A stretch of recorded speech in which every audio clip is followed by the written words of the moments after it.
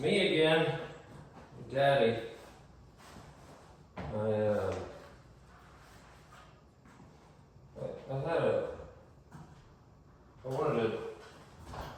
wanted to tell you some things that happened to me before the great tragedy. And after I tell you the things,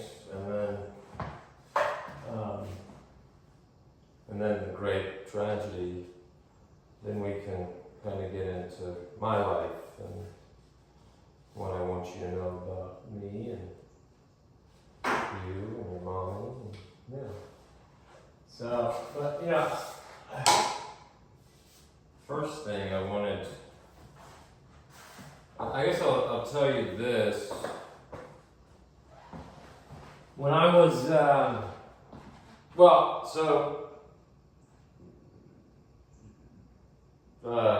your grandfather made a bunch of money, built a big house. It was great. I'll show you a picture.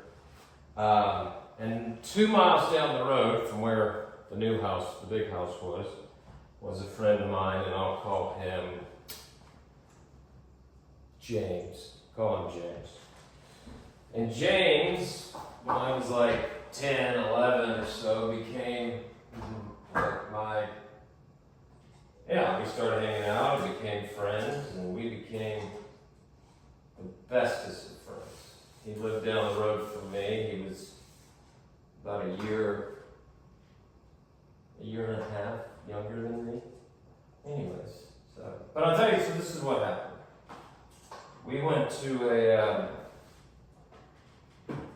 at this point, I like to snowboard, and about like 2.5 hours, 3 hours from where I grew up, there was a place that you could go snowboarding. And one Saturday, my friend James's dad said that he would, obviously earlier in the week, but he said he would drive us all, or he would take us all to the place to go snowboarding. And I had a little white Nissan truck, and James's dad had like a Volvo. So it's me and James in my truck with the snowboards in the back, and then James's dad, and then like his brother, a few more people. There was like 5 or 6 of us in there. And so this was something that your grandfather never would do. He's never going to go out of his way to take me and my friends somewhere so that the day could be spent with us having fun and him just kind of sitting around doing nothing. Anyway, so we get to the skiing, snowboarding place, and we snowboarded all day. All day, snowboarding, skiing. And James's dad, I remember I come down the hill, whatever, and I remember I'd see his dad sitting inside the lodge, just sitting there, chilling. Maybe he's talking to somebody, maybe he's having a beer, maybe he's eating nachos, corn dog, whatever. But he's just sitting in there. I remember thinking,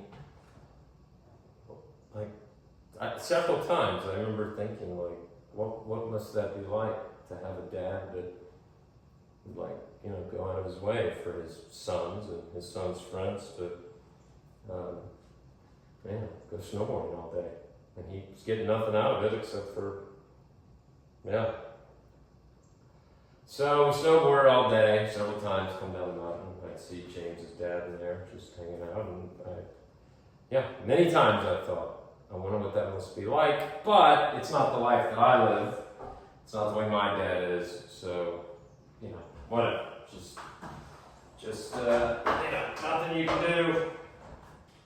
So we get done snowboarding, and at this point in the history of human beings, there was cell phones. I did not have one, but James did.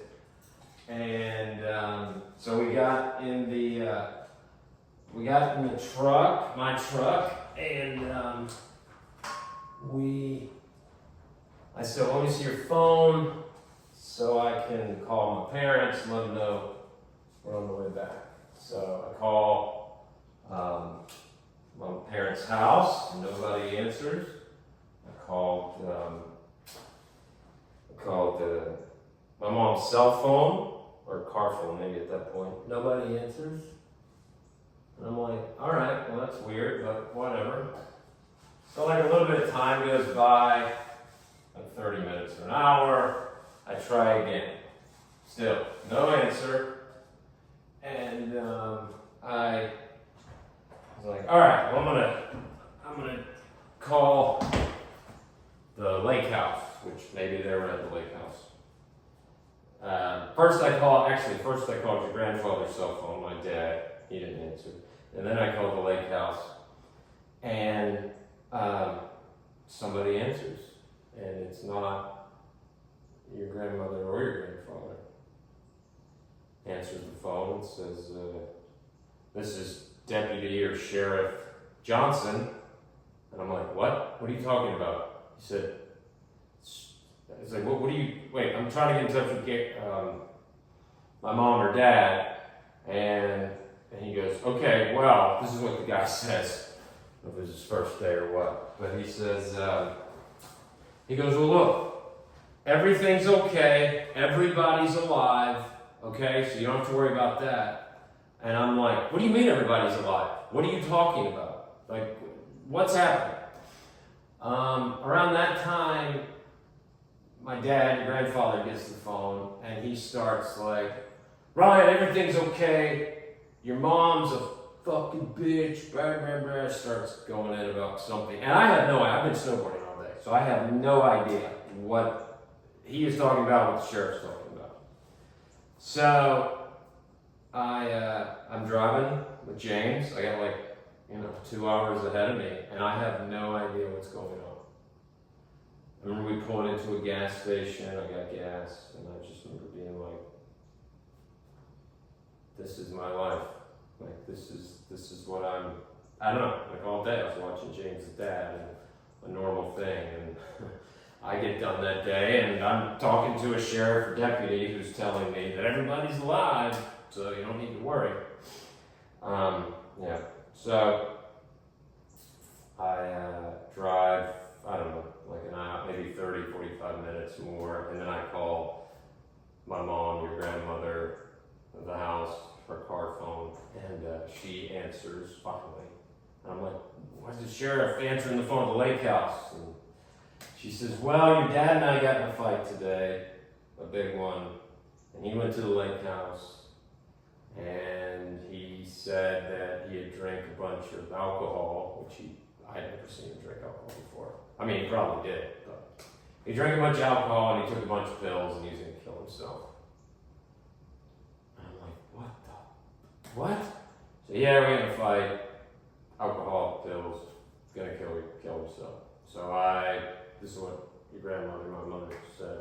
I called the police, the cops, the sheriff, who went out there immediately to see if he was actually trying to do this, which was the right thing to do. If anybody ever threatens something like that, even if you think they're being whatever, you need to.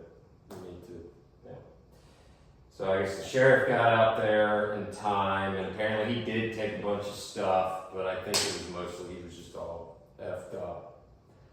And I think he threw up a bunch of it before the cops got there or something. This is what I'm dealing with. I'm freshly 17. This is a normal day. Not a normal day. This is something that happens in the world I grew up in.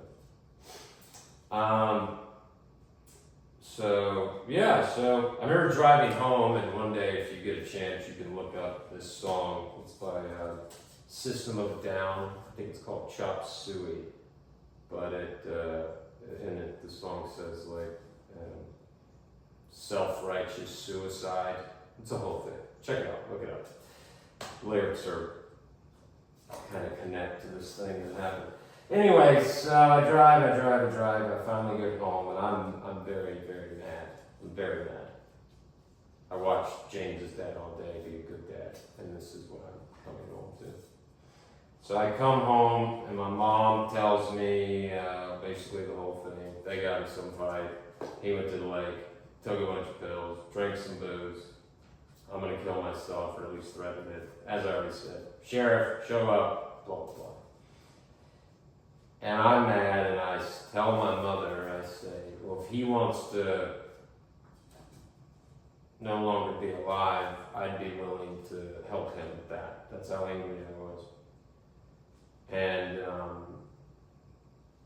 yeah. And I said that maybe a few times. I was very angry. So my mother, because I said that, the following week called a therapist or a counselor or something, and she made me go see this guy. And the first time I saw him, he made me take this like little test of some form. And it's all like, are you happy or sad? Or do you get excited when? Do you get sad when? You know, like little personality stuff. And I do this, he gets the result back, and he shows your grandmother, and on the test, it's like, you know, he's happy, he's not depressed, like it was very like even keel. And then it got to anger, and it went anger, shot up, shot down, and then it was like, you know, whatever another personality trait was. So it actually shows, my mom, the doctor, counselor guy, shows your grandmother these test results and said, just based on this test, I could have your husband removed from the house because I am afraid that your son is so angry that he could potentially do something to your husband. And yeah, it's pretty crazy, right? Scary and wild, and yeah. I remember being so mad, and I remember being just, I don't know, I just wanted a normal, some form of a normal family, and yeah. Anyways, I obviously didn't do anything, and yeah. But I tell you this, with that information, 2 days later, I remember I was in the garage of the house we looked at. And I remember the garage door opens, and your grandfather pulled in, and we just pretended like none of that happened.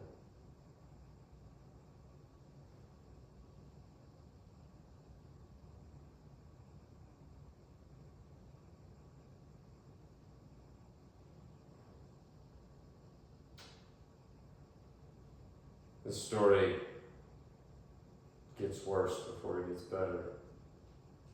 I love you so much. And because of all these things, I'm going to spend the rest of my life making sure you have no idea what this feels like. Anyways, I love you. I'll talk to you soon.